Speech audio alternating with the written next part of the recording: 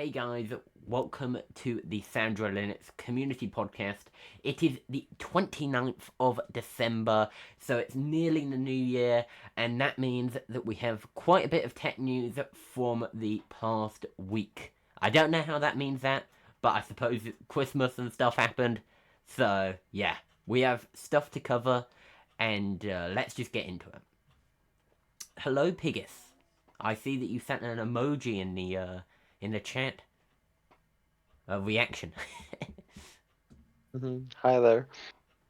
Yeah, so the first story we're going to cover today, not related to the story in the title, kind of related, but it's on both platforms actually.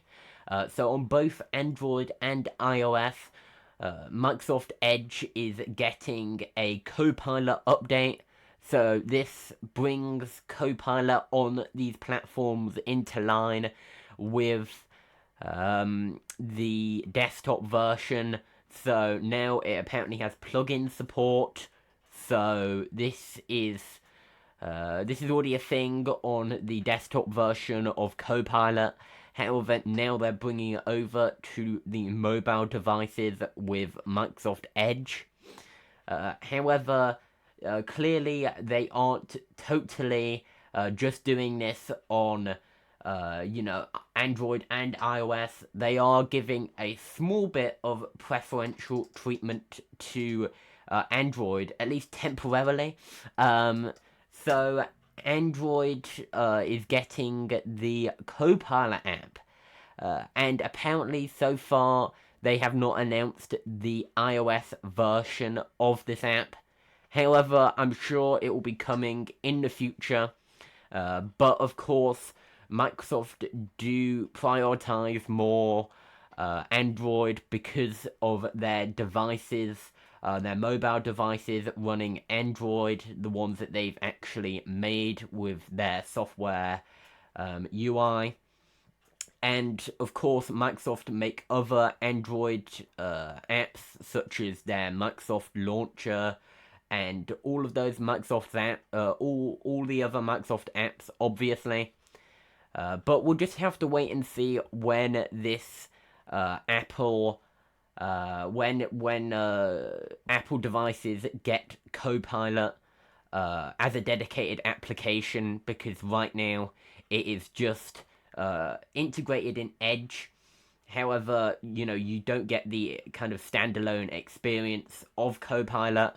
I'm not really sure how many people need this standalone app, but I suppose if you want to not have to have Edge installed on your device, then maybe this might be a better application to have because it's just purely Microsoft Copilot.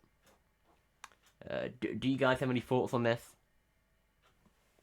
I have kind of cycled between the news, the Android news, and the AI news, so we were kind of covering a bit of both categories. Although I'm going to go back to the AI news a bit later, after we've covered all of the Android stuff. Okay, so no thoughts from either of you. So That's cool. you think it's cool, the Copilot or what? So I mean, it's good because it's been available on the desktop for a while now, right? yeah, yep, it has. Yeah. Isn't it Hasn't mainly? it been a Oh, year almost? No, I don't know. yeah, it's not been a year yet. I don't think, unless my timekeeping is a bit out.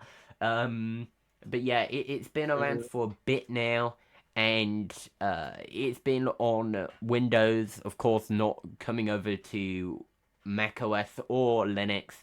It's only really a web app for people who aren't, on Windows, I guess. But of course, they're bringing over the dedicated app experience to the Android and iOS users. And, we'll just have to wait and see when the iOS version comes, I guess. Because now you get more like transparent, like same experience on Edge, on mobile devices too. Yeah, I mean, I don't know what the difference is going to be between Copilot on Yeah. the web versus Copilot as an app, because I don't think there's really Mm. going to be much, or of a difference, and therefore, is it really worth downloading a dedicated app just for Copilot when you could just, bookmark the Copilot website and then just do it Yeah. like that? I don't know. Hmm. And of course, if you don't want a Microsoft app on your device, then installing Copilot might not be a good idea for your privacy, because Uh, then Microsoft have access to all that, uh, plus whatever you're putting into the AI. So yeah. hmm. Now the next story is coming from Japan. Well, not the story itself, but as in not the article itself, but the story, I guess. So apparently in Japan, Google and Apple may have to kind of allow third-party app stores. So Japan is apparently planning legislation to make Apple and Google allow third-party app stores on iOS and Android as long as they respect user privacy and security. Now, of course, I imagine these companies will try and appeal, will try and kind of stop this, maybe legally, or maybe they'll try and just circumvent it in some way, find some sort of loophole or something. But of course, they really don't want to allow third-party app stores. I mean, Google have done for quite a while, although of course we've seen with some of the payments they've made to some third-party, potential third-party app store developers to kind of pay them to just not make the app store. That Google aren't the Apple aren't alone in this kind of anti-competitive behavior of trying to shut off third-party app stores, because Google have also been trying to do that. However, Google with Android have always allowed slightly more openness when it comes to app stores. I mean, you can install APKs from third-party sources.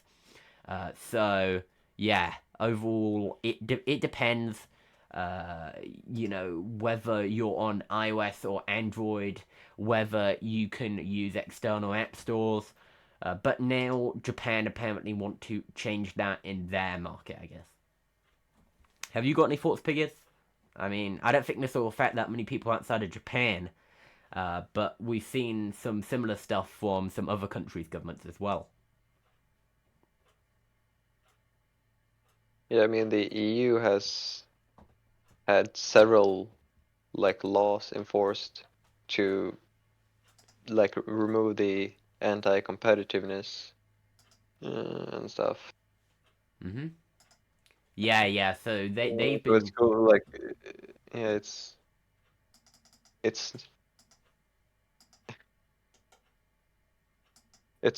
cool to see like more countries do the same. Yeah, yeah, because Japan are taking a slightly harder line stance on this, I feel. Because if they actually legislate to make sure that they have to have third party app stores, if they can do that slightly quicker than the EU, yeah. Yeah, if they can follow the kind of Mm. EU's lead on it and potentially, actually force support for third party app stores when it comes to Apple, yeah, that would be really good for Japanese customers, I guess. Mhm. I mean, have you heard much more about the EU trying to force Apple to allow third party app stores in the EU? N- No. Yeah, I remember hearing that story. Wasn't it like a month back now or something? Like a few months Hmm. back now? Yeah. And yeah, I haven't really heard much of it since. So maybe we'll probably hear about more about this in the future. However, for now, we're probably not going to see. third-party app stores in on iPhone until sometime in the future, I guess. Although, of course, there was always those. There was stuff like Alt Store that tried to use, developer licenses, like Oh developer yeah. signing to try and allow people to use third-party app stores, but that was a bit of a loophole and wasn't really, that practical for everyday users, and they did face some problems with that. So yeah, overall, it's probably better just to be allowed to use third-party stores instead of having to go through all of the rigmarole of trying to get a developer kind of paying. Well, didn't you have to pay to be to get like the Apple developer stuff, right? Yeah. Yeah, and then you could sign your you could sign stuff so you could actually run it on your iPhone temporarily. However, that is a lot of hassle, and everyday users, of course, aren't really gonna do that. Mhm. Anyway, moving on to the iPhone news here. So this is ironically coming from Android Authority. So Apple will apparently be resuming selling Series 9 watches as well as the Ultra 2 watches until not December, until January the 12th, 2024, when a decision from the US Customs will decide what happens. So, apparently, the US Court of Appeals for the Federal Circuit has granted an interim uh, stay on the sales and import ban imposed on the Apple Watch Series 9 and Apple Watch Ultra 2. So apparently, you'll be able to buy these until January the 12th, when there'll be a decision made on this lawsuit, this patent suit, which has affected Apple. Now, of course, if you're not in the US, this doesn't really affect you as much, but we'll just have to see what happens here for the US customers. And yeah, missing holiday season, like when people could be buying last minute Christmas presents. I mean, that probably wasn't great for Apple. However, I don't. I wonder how much this will affect their bottom line, but I'm not totally sure. Mhm. What do you think, Pigus?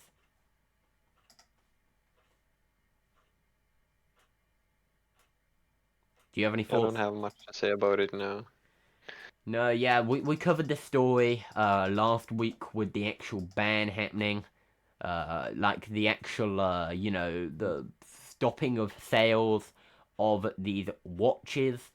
However, now, of course, you can now buy these watches again, at least temporarily. Until, yeah, something happens.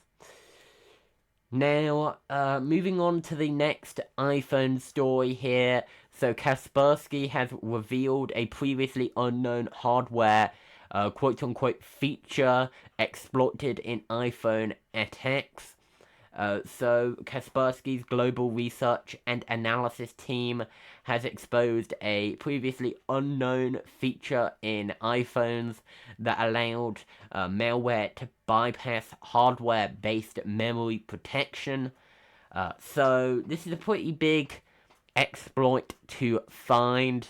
And yeah, if this has affected iOS devices for at least quite a while, and yeah, of course, because iPhones are such a big kind of platform.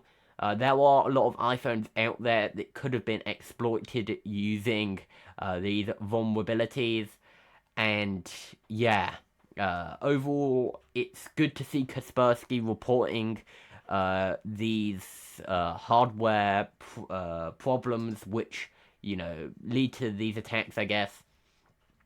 like these hardware features that lead to these attacks. However, of course, because of Apple having such a closed ecosystem, it is quite hard to find some of these exploits before they are already being used by attackers to, take, exploit iPhones. So yeah, overall, it would be better if iPhones were slightly more open, uh, because then maybe auditing their security would be a bit easier. What do you think, Piers?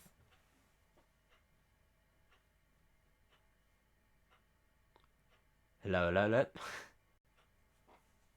Any thoughts? No. Okay, so moving on to the next story.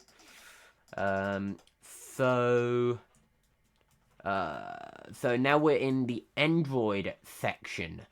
So the leaked Nothing Phone 2A price apparently positions it, according to Android Police, as a serious Pixel 7a competitor.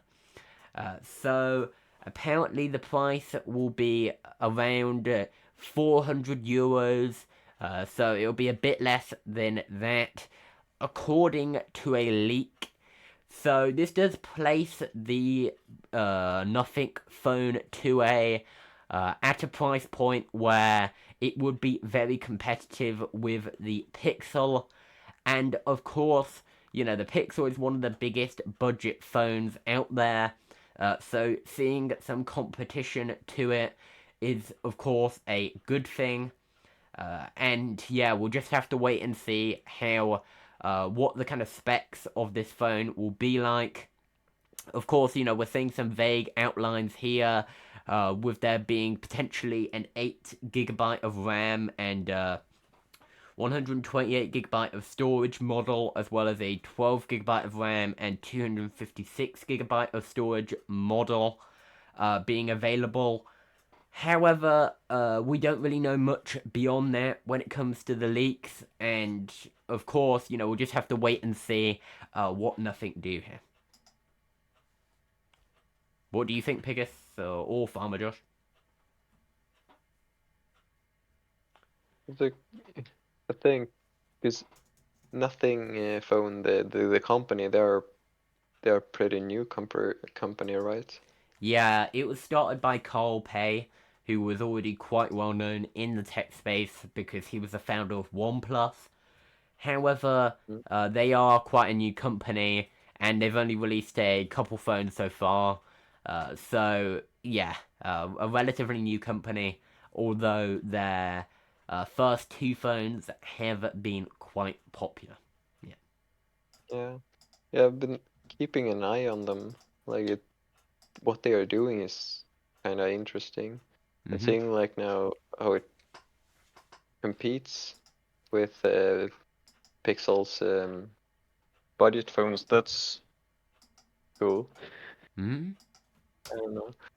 Um, Yeah, it's always good to see more competition in the budget smartphone space because, of course, you often don't really want to buy the top end flagship, but you also do want good specs.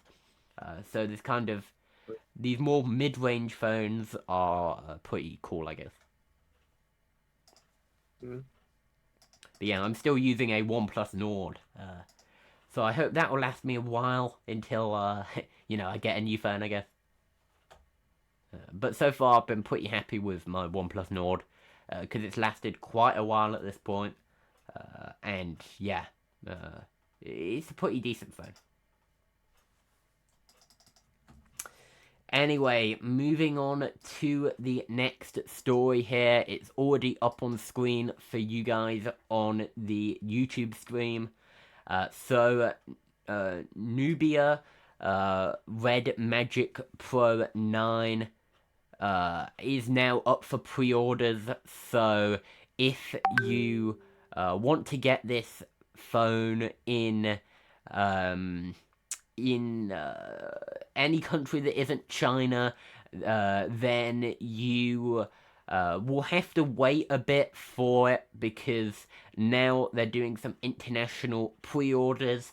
However, it's already been launched in China, but for global consumers, they will have to wait a small bit.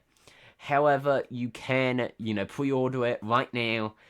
So if you like the look of the specs, and it does look like a pretty cool looking phone, and you want to take advantage of some of the promotions you can see here, then you can pre-order it now. Historically, I mean, I haven't come across this brand in a while, Nubia. However, I think they are mainly a brand in mainland China, because, yeah, they overall don't really have that many phones out here in the West. However, personally, I haven't come across them too much, but I don't know about other people. Have you come across them much, Pigus? Yeah, I don't think I've ever seen this company before. Yeah, Right. I've heard of them only in the context of like phones from mainland China. So maybe they're trying to have more of a global reach. Maybe they're trying to, take on the global markets. However, we'll just have to wait and see how this goes over with, non Chinese consumers because yeah, it looks like a pretty cool phone. However, whether the price point will be right for most people for the specs, I mean, I can't really judge that right this second. But of course, it's cool to see more phones which you can buy. So yeah. Anyway, excuse me. Moving on to the next story here, Google Maps. The driving mode in Google Maps could be killed off soon in favor of Google Assistant, according to some people who've analyzed the APK files for upcoming Google Maps beta releases. And apparently, in version 14.52 of the Google app, they could notice some strings related to driving, the driving mode, and then being taken out. However, we can't be totally sure right now if Google Maps driving mode will kind of be axed, or whether this is just, some internal thing that Google have put into their code and they didn't actually, they're not, it's just a plan and they didn't actually intend to do it. However, we'll just have to wait and see what Google does with this and whether, this does actually come to be the truth and whether Google does actually just get rid of driving mode in favor of Google Assistant. And I'd also be curious how, how people will respond to this. What do you think, Pigus? I mean, I don't use Google Maps. I don't think. Do you use Yeah, Google Maps? yeah, no. I do know, like, in the past when I did use it, I've only, like, accidentally entered that mode. Yeah, it's really easy to enter driving mode in Google Maps. I'm like, I didn't intend to do that. Yeah. It's like, oh yeah, take a left, take a right, and it's like, what? Yeah. Yeah. You sometimes don't mean to go into that mode, and then you end up with it giving you Mm. directions to somewhere that you don't need directions. Anyway, moving on to the next story here. Apple is apparently. Why is it still in the notes? I will remove it. That's a previous week's story. Let's move right along to the gaming news here. So, apparently, Activision Blizzard CEO Bobby Kotick might be leaving the company soon. So he's been involved in a number of controversies with Activision Blizzard, which has in general been marred with a lot of controversy over the past few years. And of course, Activision Blizzard have been acquired by Microsoft. So that is one thing to keep in mind. He is no longer the CEO of a independent company. It is actually now a subsidiary of Microsoft. So that he might see it as the time for him to resign, maybe to kind of just get out of, the Activision Blizzard company and maybe pursue some different things, given, the kind of scandals that Blizzard have been in, Activision Blizzard have been in, and yeah, overall, the company culture that people claim he has fostered being quite toxic. He might just want to get away from the company at this point. And of course, he's been around for quite a long time. So it will be interesting to see the direction that Activision Blizzard takes once he steps down. But yeah, we'll just have to wait and see what is going to happen. Do you have any thoughts, Piggers? No. Okay, so moving on to the next story here. So here's a UK story. So it's a UK ISP story. So only one this week, and that is the Mayor of London is pondering having a single free Wi-Fi network across the City of London. Not the City of London, not that small area called the City of London. The entire City of London. So of course Sadiq Khan is apparently, investigating this possibility via a consultation. And of course, people will maybe voice their concerns to do with the security of this open access Wi-Fi network. But of course, it's kind of a nice idea, allowing people to connect to the internet, all around the City of London. I imagine it will be much more of a thing in the centre, and not so much in, Greater London in general.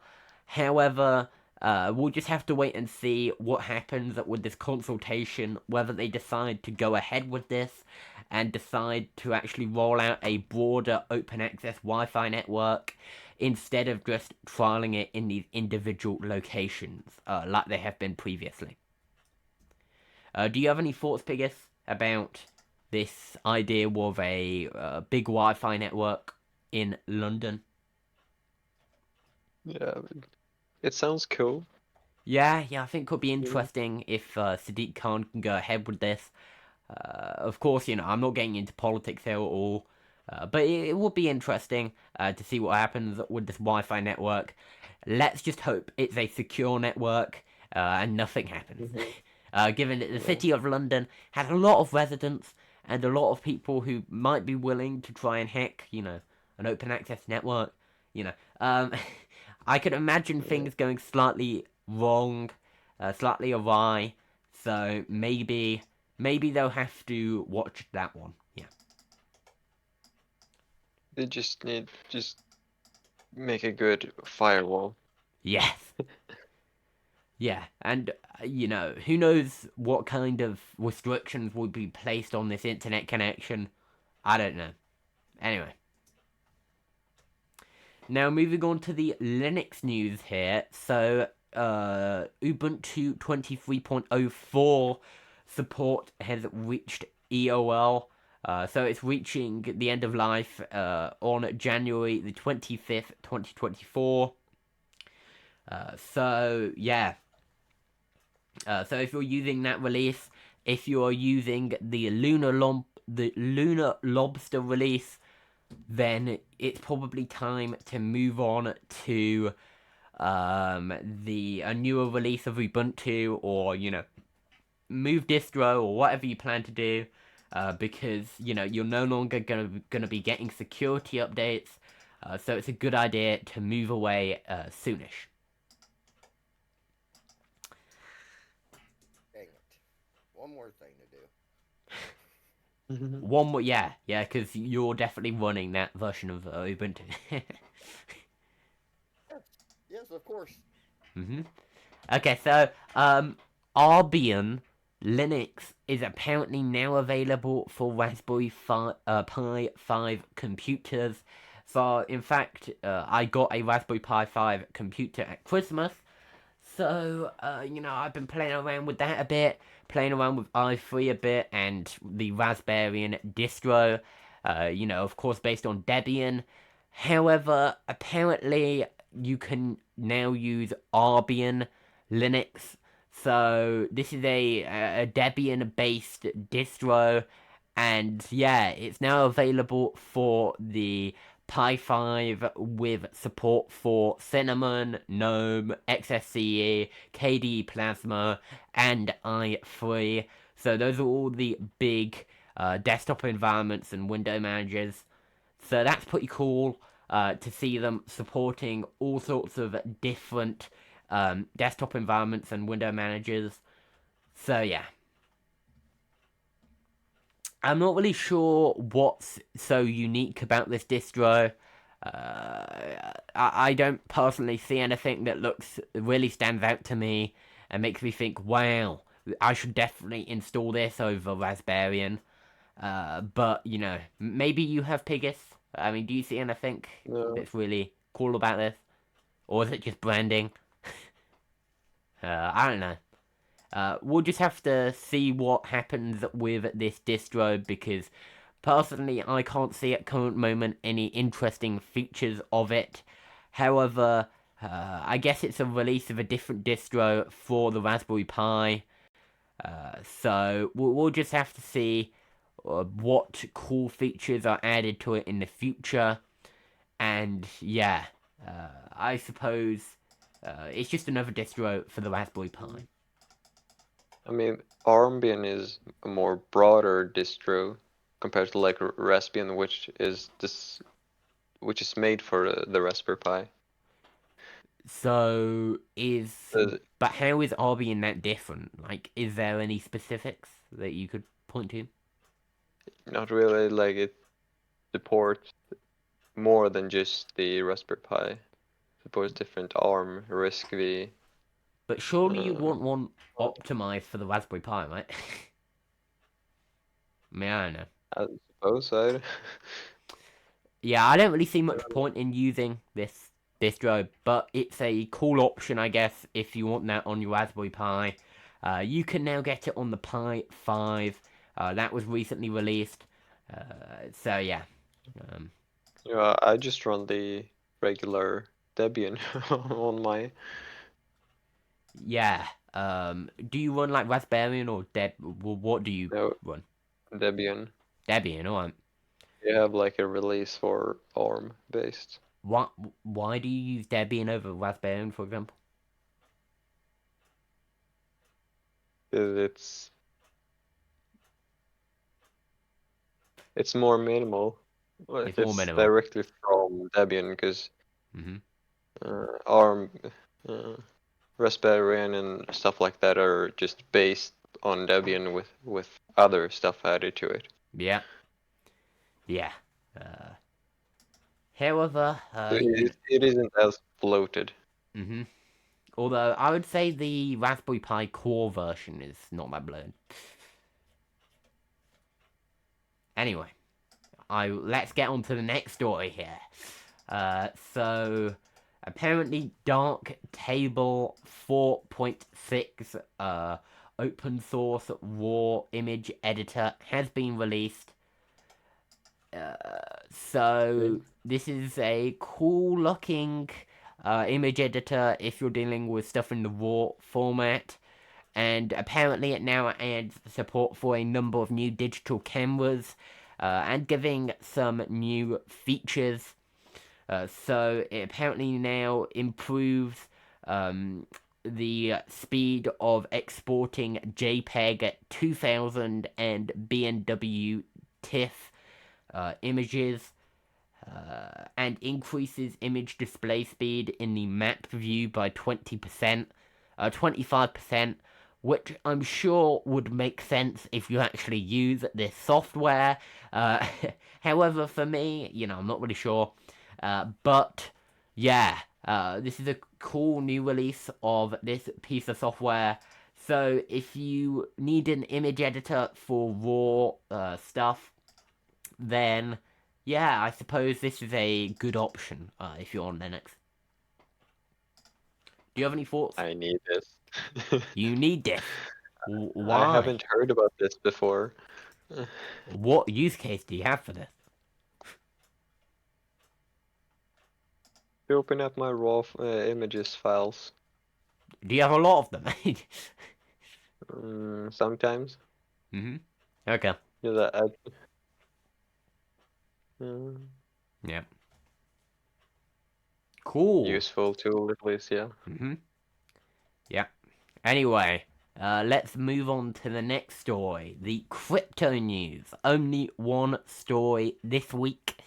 So India is apparently blocking Binance and Kraken in India. So the government, have been cracking down on crypto exchanges, and now they are actually blocking them, saying that Binance, Kraken, Qcoin,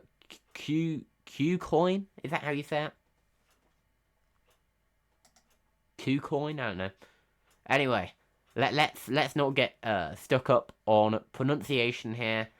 Yeah, so basically these exchanges they have labeled as operating illegally in the country without complying with anti-money laundering legislation, and apparently they've asked the IT ministry to block their websites.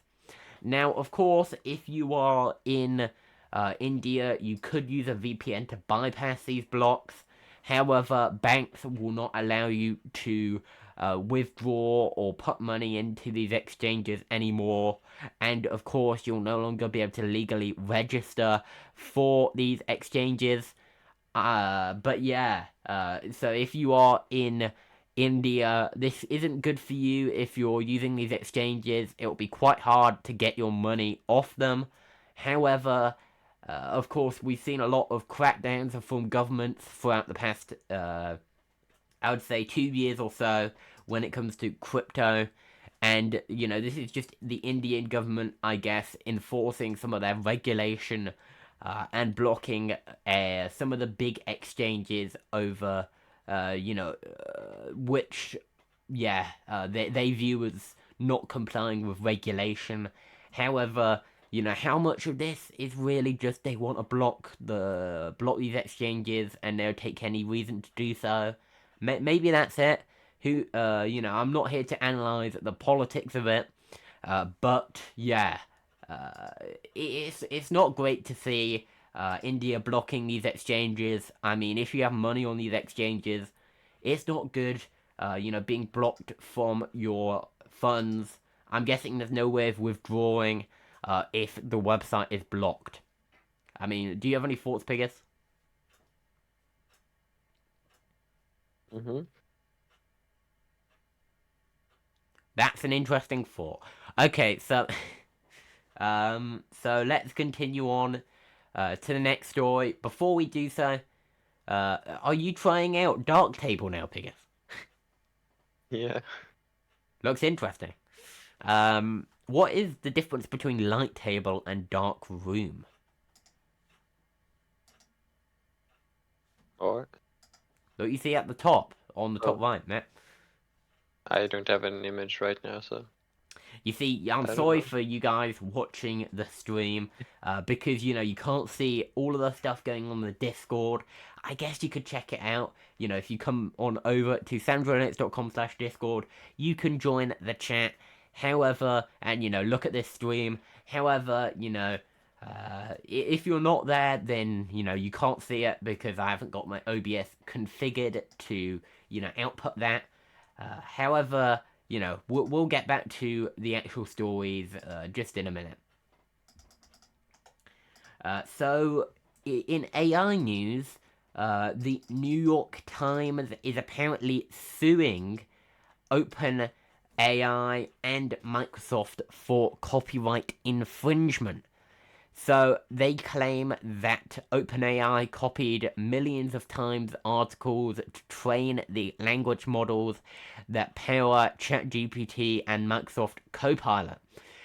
So they are they're suing, these companies because of these alleged infringements. So we'll have to see how this case goes. I mean, I could see this being appealed if Microsoft loses, and yeah, I guess right now is the time to see what the courts do when it comes to AI and ownership. Whether, they'll actually take these copyright infringement cases seriously, or whether they'll just be thrown out. We'll have to see jurisdiction by jurisdiction what happens here. And of course, the New York Times, quite a big newspaper, with some interesting allegations here. So yeah, of course, Microsoft have been training their AI, ChatGPT, I mean, have been training their AI on a lot of articles, which may include some New York Times ones. However, it is their copyrighted material, so we'll just have to see how this case goes, I guess. What do you think, Piggy?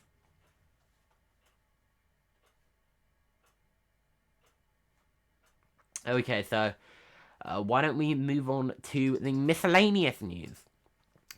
So so Firefox 122 enters public beta testing, and it apparently has some improved translation features. So right now, I'm on 20. What am I saying? I'm currently on release 121. And yeah, apparently this new release will bring improved translation. It's a bit of a small feature, I guess. However, these small improvements on the browser do add up with release by release. I mean, now it's on release 122, so there's been quite a few Firefox releases in the past, and yeah, this is just another Firefox update. They happen very regularly, and it's quite a small one at that. It's no update like Proton or Quantum was to Firefox. So yeah, not really too much happening here. What do you think, Pigus? I mean, there's a bit. Yeah, Sorry. it's nothing like special Yeah, apparently about it. Is it? the article says there's a bunch of goodies for the Android users. So Yeah, apparently, that would be a bit interesting. Yeah. yeah. So apparently, Firefox for Android um, is now reporting the OS version of Android 10 in the Firefox Android's user agent string to reduce user fingerprinting, and they are also apparently now allowing you to set the web browser as a default PDF reader and allow you now to enable global privacy control. So that was already a feature on the DuckDuckGo browser, as well as a few other browsers such as Bromite, I think. So it's cool to see them bring it to the main Firefox browser on Android.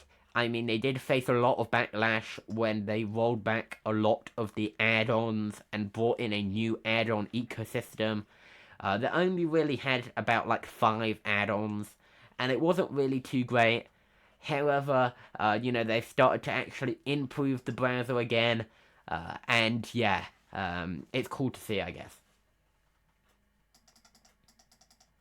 But Cool.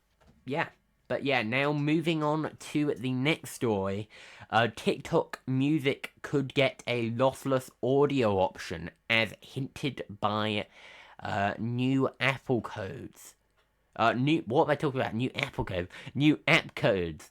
By a new app code. So apparently, TikTok Music is a streaming service. I haven't come across it much before. However, apparently they might be bringing along lossless audio to TikTok music, which will be pretty cool for TikTok users. Of course, there's many streaming services out there that already have lossless, like Tidal and Apple Music. However, this is another service that I guess you'll be able to get that lossless quality on. And we'll just have to wait and see if it actually comes to TikTok Music. Now, moving on to the next story here. So, apparently, according to Android Police, ads will be coming to Amazon Prime Video starting in January 2024. So you'll now have to pay for apparently $3 in the US to stop them. However, this does not apply to Prime Video channel subscriptions. So I'm not personally a subscriber to Amazon Prime or Amazon Prime Video, so I don't really know about this. However, if you are a subscriber, this sucks quite a bit, given you'll now have to pay to remove ads. And yeah, that's actually quite a sizable chunk of change, $3 per month. And yeah, overall, with Prime memberships getting more expensive, and also them introducing this new fee, overall, maybe Amazon Prime is less of an attractive option now. Do you guys have any thoughts? Why do all streaming services have to do the same thing? Yeah, all the streaming services have been trying stuff like this. And yeah, it is starting to get irritating. Wasn't it a few years ago that Netflix started talking about this? Yeah, I think that they introduced everywhere. an ad-free tier. I think they introduced an ad tier, didn't they? For a bit of a cheaper subscription. I remember that. Anyway, moving on to the next story, something slightly more positive here. First Cry, a big e-commerce platform in India for mother and baby products, is apparently having an IPO in India, and they are seeking $220 million. So it's backed by SoftBank. So SoftBank have backed a few successful ventures in the past, and yeah, it will be interesting to see whether this takes off in India, whether people are willing to buy stock of this e-commerce platform, or whether it won't be that popular with stock market traders. I mean, what do you think, Pigus? First Cry, I've never heard of it personally. I mean, it seems like a thing for the Indian market. However, they appear to be IPOing here.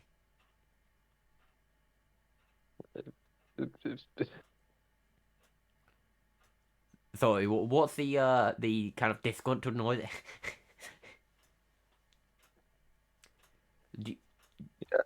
I don't know. It's a bit random, I know. But yeah, so they are seeking to list on stock exchanges. So they're listing in India, I'm guessing. So it will be interesting to see how this goes, whether this IPO is successful or whether it's not. Now moving. Let's buy some stocks here. Yes, the Indian young the Indian what you call again, baby stuff e-commerce platform. That sounds like a great thing to be researching. Okay, so now let's move on to the next story here after that one. So The Last of Us is the most pirated TV show of 2023. Torrent Freak usually give this title to a certain show every year. It happens most years, and this year, as we approach the end of the year here, apparently it was The Last of Us TV show. So that's a HBO release, That was followed by The Mandalorian, still staying up there as a big pirated show, and Loki. So those are two Disney Plus titles holding the, the two, the second and third places on this ranking. And this isn't a good thing to really be. This isn't really a good list to be on because that means that people are just pirating your shows and not paying you any money. So I don't know if The Last of Us is that popular as a TV show. I mean, I know The Mandalorian was very popular, but is The Last of Us a popular show? I mean, do you guys know? I haven't seen it. So Do you have any thoughts, I haven't watched it Sandro? either. You haven't watched it, I have heard of more people watching it than the Mandalorian. Okay. Oh. Maybe it's because they're all pirated. um, um, Yeah, so. no, kind of people I hang around, that's probably what they did. But yeah, so let's continue on with the next story. They also sometimes talk about the most pirated TV show of like the month or whatever. However, I only really cover the big ones here. So the big one of the entire year, according to Torrent Freak, the most pirated TV show was The Last of Us. Now, moving on to the next story here, not Xiaomi. That's a future story. Did I cover it? Did I put it in the? Yes, I did. Okay, so Blue Sky is apparently now allowing you to view posts without an account. So it is now open to the public for viewing. However, you will still have to be invited to actually post on the platform. So it's slightly more open now. However, it's still quite closed off. You're still going to have to be invited to actually use the main instance of this. However, of course, because it is a decentralized platform, you should be able to run it by yourself if you want to. Now, we're going to have to see how how this Blue Sky integrates with ActivityPub. However, it is quite interesting to see Blue Sky, being a decentralized Twitter alternative and, being another alternative to X, I guess. Now, of course, it's still going to be quite hard for most people to get onto the platform. But, at least it's slightly easier to be able to see what the platform is like. Also, I've got to add, there is a new butterfly on this logo. However, that's a bit of a minor tweak, isn't it? Anyway, moving on to a bit of more of exciting news. Apparently, Xiaomi is launching their first EV, the Xiaomi SU7. So the SU7 is apparently going to be their first EV, and apparently they announced they were going to venture into the EV space in 2021.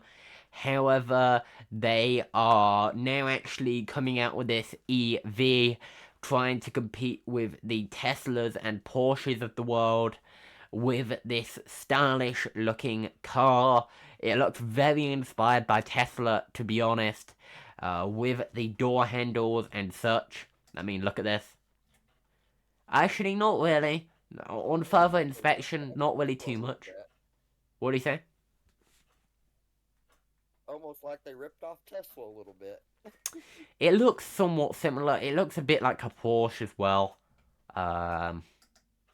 It looks a bit like a Tesla Porsche hybrid, if you get what I mean. So yeah, we'll just have to see what happens. I mean, that seems a bit. The back looks a bit Porsche. I mean, I don't know. Yeah. Yeah. But anyway, we'll just have to wait and see what this EV is like. I mean, there have been a lot more Chinese EVs coming into the market recently.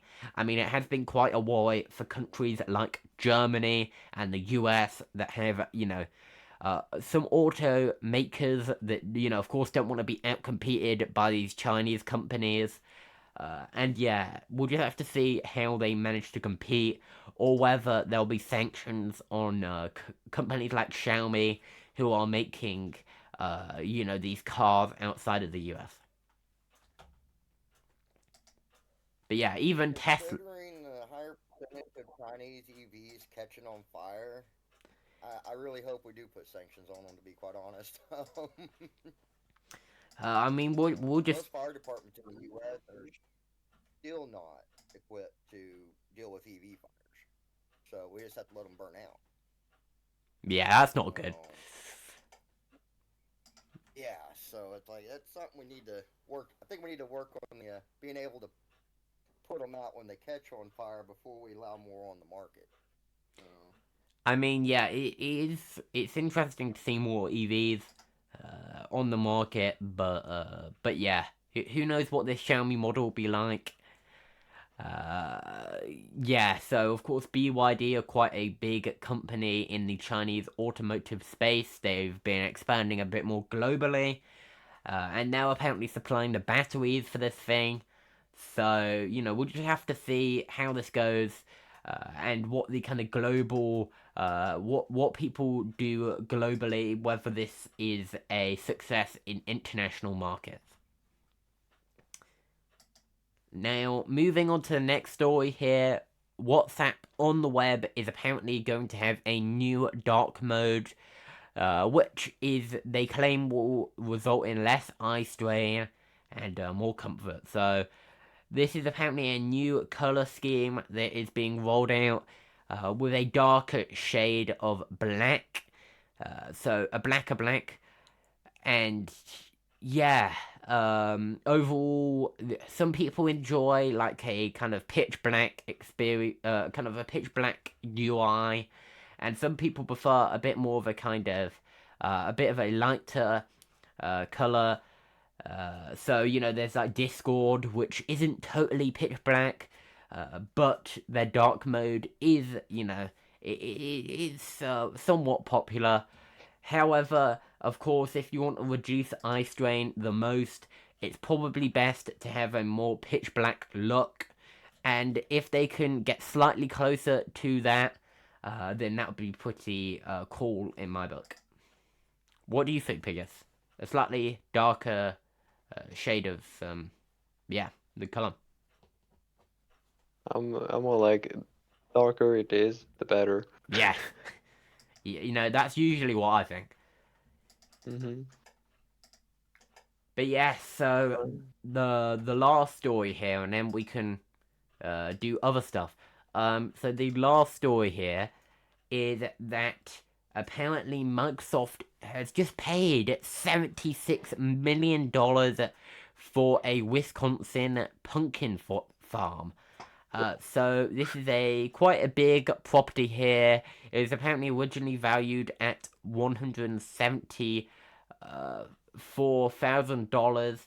However, they made some improvements, and that price went all the way up to that valuation went all the way up to $598,000. And yeah, apparently they've just paid that much. Apparently they just paid $76 million for this pumpkin farm. So, Microsoft are clearly trying to buy up all this land and try and build this big data center that they plan to do, they plan to make. And they'll apparently be investing $1 billion into this project. So they'll probably be making quite a big data center, spending that kind of money. So yeah, we'll just have to see how, I guess, this data center ends up shaping out. What do you have? Do you guys have any thoughts? I mean, a lot of the valuations to me seem rather fishy, to be quite honest. For example, that same property in Oklahoma, it would it would have been valued at least $5,000 an acre. compared to the latest valuation from the county was like 1,500. So I don't know. I just hope the family didn't lose it through. I just hope they weren't threatened with eminent domain the whole time. So I mean, how would they be threatened with eminent domain? Because it's not a state purchase, is it? Like, it's a Microsoft, right? oh no, towns and counties can do that in the U.S. Like, say they can basically, because they would make more tax revenue off that data center being there, that would be a legitimate reason for them to offer quote unquote fair market value under eminent domain. That is not a thing that usually happens in the UK. They will not usually just buy your No, property no, up that's and then say, ridiculous. yeah, that's not good, in my opinion. But anyway, No, it's not. It yeah, is what it is there. I just hope they didn't have to fight too hard on that. They did get a large amount for that yes, property, so yeah, that's way well, above I can valuation. make a farm somewhere. Yeah, that is way above the valuation. So, yeah, they didn't make a lot of that. So, Yeah. they can probably afford to buy a new farm or two with that. But anyway, Well, and one thing I found interesting is the article you quoted there showed 407 acres being sold, but the Milwaukee Business Journal showed 420 acres on the same thing being sold. So yeah, so who knows what the. who knows? They may have 13 acres to keep a house on right there. You know? Yeah, I don't know. Maybe the stories misquoted the Milwaukee Business Journal. Maybe it is that full 420 acres. I'm not sure. But anyway, Yeah. I think that's it with the stories. I mean, oh yeah, Pigus. What window manager do you use? Yeah, Right now, yeah. I use the compositor. It's a Hyperland. Hyperland. Okay. Hmm. Yeah, it looks pretty cool. Very fancy. But yeah, I hope you guys enjoyed today's stream. I also did you see that so do you have like NeoFetch whenever you open up your terminals? Of course. Yes, to show that you definitely are running Arch Linux. Uh, Hmm. is that NeoFetch or is that a different Yeah. program? Alright. It's yeah, it's Neofetch. Linux is free as long as your time is worth nothing. Hmm. That's a fun thing to have whenever you open up your bash RC file. I suppose you use bash, right? Yeah. Yeah, okay. Just checking you don't use like ZSH or whatever. I've been trying to use it, but yeah, I mean, I don't work well with it for what some reason. what even are the practical advantages of ZSH? Also, Like yeah, so they have more tab completions and stuff. oh, okay. But yeah, I think ZSH is a bit, I don't know. I mean, Macs use it, and you can go back to Bash if you want to on Mac, but I do prefer Bash, to be honest, because I don't know. Maybe it's just what I'm used to or whatever, but I don't think ZSH is that much better that you really need to switch to it. Anyway. What do you think about this quote? If Microsoft ever does application for Linux, it means I've won. That's a Linus Torvalds quote. And yeah, that's a very interesting quote. I mean, it's kind of I guess. Well, if it's proprietary software, you haven't won. Anyway, Hmm. um, also, do you have random ones that open, or do you? Yeah, it's just Mhm. a random one. Let's see. Let's see. What's your bash RC file looking like? It's in another file.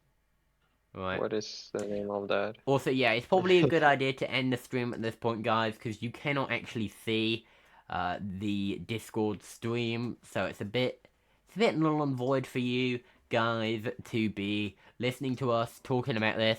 I mean, I could try and bring it up on screen. In fact, that's what I'm gonna do right this second. I'm going to move the Firefox is suddenly gonna become Discord. and that'll be fun, I guess. Wow. Wow, yes. Wow. Um,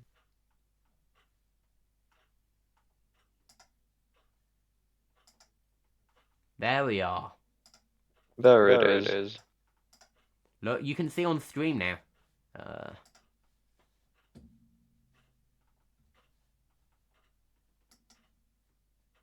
What was it called?